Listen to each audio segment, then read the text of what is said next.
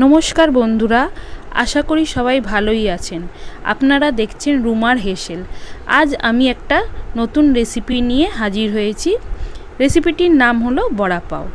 এবার দেখে নেওয়া যাক আমি কিভাবে রেসিপিটি তৈরি করছি। প্রথমে একটি পাত্রের মধ্যে কিছুটা বেসন, তার সাথে দিয়েছি 2 চামচ চাল গুঁড়ি, এর সাথে দেব একটু জোয়ান। জোয়ানটা হজমের খুব ভালো, তাই একটু জোয়ান দিয়ে দিয়েছি। এর সাথে দেব 8 চামচ নুন ও একটু হলুদ গুঁড়ো। ব্যাটারটার মধ্যে আমার সব কিছু দেওয়া হয়ে গেছে। এবার একটি চামচ দিয়ে ভালো করে সমস্ত মিশ্রণটি মিশিয়ে নেব। মেশানো হয়ে গেলে আমি অল্প অল্প জল দিয়ে ভালো করে ব্যাটারটি তৈরি করে নেব। এটি একটি ঘন ব্যাটার তৈরি করতে হবে, পাতলা হলে চলবে না।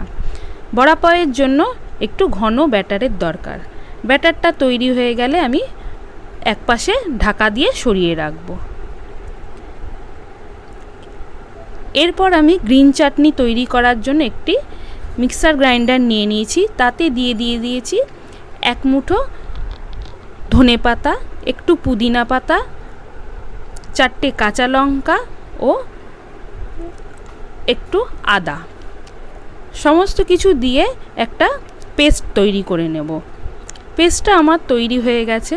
এবার একটি কাচের পাত্রে পেস্টটা নামিয়ে রেখে তাতে একটু বিট নুন দিয়ে দেব।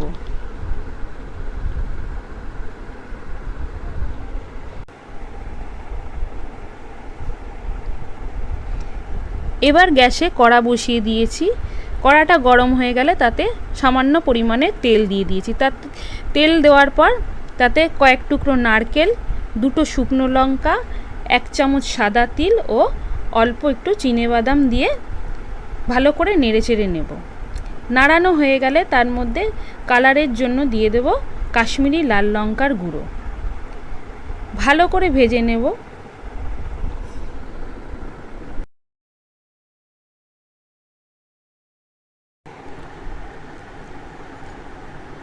ভাজাটা আমার প্রায় হয়েই এসছে।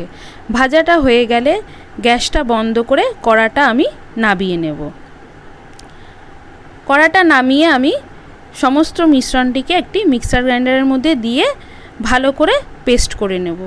এর মধ্যে আমি সামান্য নুনও দিয়ে দিয়েছি। দেখুন কি সুন্দর কালার হয়েছে। এই নারকেলের চাটনিটা একদম শুকনো হবে।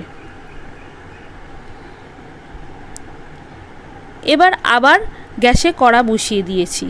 এবার বড়া পাওয়ের জন্য পুর তৈরি করার পালা।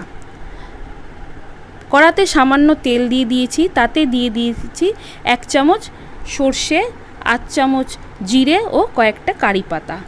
ভালো করে নেড়ে নিয়ে তাতে দিয়ে দিয়েছি টমেটো কুচি।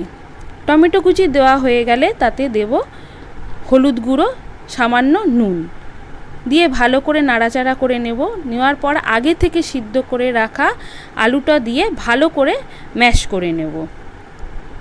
এদিকে একটা হামাল দিস্তার মধ্যে আমি 4টে কাঁচা লঙ্কা ও একটু আদা দিয়ে ভালো করে থেতো করে নিয়েছি। থেতো হয়ে গেলে আমার যে পুরটা তৈরি হচ্ছে সেই পুরটার মধ্যে থেতোটা দিয়ে দেব এবং এর মধ্যে দেব সামান্য পরিমাণে হিং। হিং দিলে খুব সুন্দর একটা গন্ধ বেরোয়। এবার আমি সব কিছু একসাথে ভালো করে মিশিয়ে নেব। মেশানো হয়ে গেলে আগে থেকে কেটে রাখা ধনেপাতাগুলো দিয়ে আবার ভালো করে পুরটা মিশিয়ে নেব।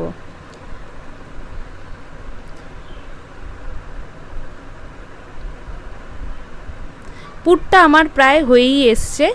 এবার গ্যাস বন্ধ করে পুরটা নামিয়ে নেব। নামিয়ে একটি পাত্রের মধ্যে সমস্ত পুরটা ঢেলে নেব। সমস্ত পুরটা ঢালা হয়ে গেলে ঠান্ডা হওয়ার জন্য কিছুক্ষণ রেখে দেব। পুরটা ঠান্ডা হয়ে গেলে হাতে সামান্য তেল নিয়ে ছোট ছোট বলের আকারে আমি বড়াগুলো তৈরি করে নেব।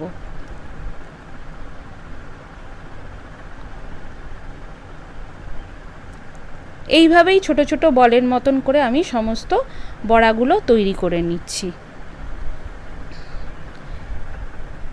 বড়াগুলো আমার সমস্ত তৈরি হয়ে গেছে। এবার গ্যাসে আবার কড়া বসিয়ে দিয়েছি। বড়া ভাজার জন্য পরিমাণ মতন তেলও দিয়ে দিয়েছি।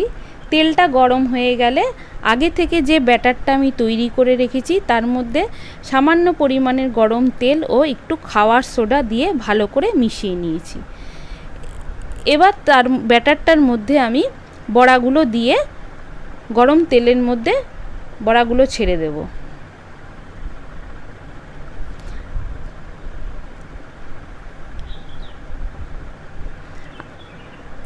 আমি দুটো করে বড়াই ভাজছি, বেশ ভালো করে লাল লাল হয়ে গেলে বড়াগুলো তুলে নেব। এইভাবে আমি সমস্ত বড়াগুলো ভেজে নেব।